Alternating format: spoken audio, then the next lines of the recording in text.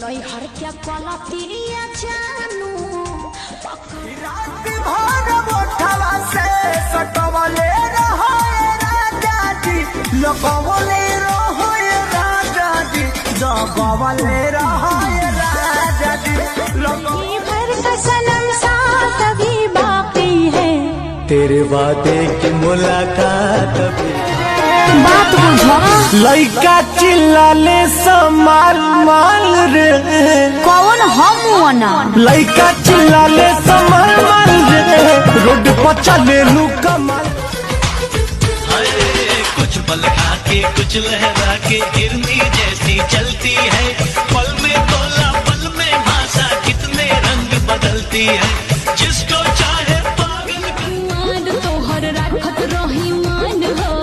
हो गइल साथी भइनी दूसरा के धन हो चाहे जान जाती बाबू तो हमके जान भुलाई से भी प्यारा मुझको मेरा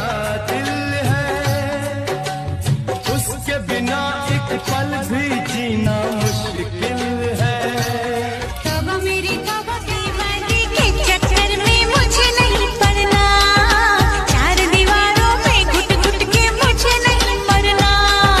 खुली हवाओं की मैं तुझको सैर कराऊंगा हनीमून आप जो मेरे गीत न होते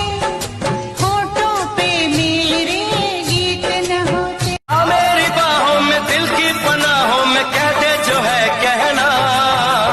मौका मिलेगा तो हम बता देंगे गोरी तोरी पुराना कहा अरे ना होई खेसरिया के हाथ हे गोरी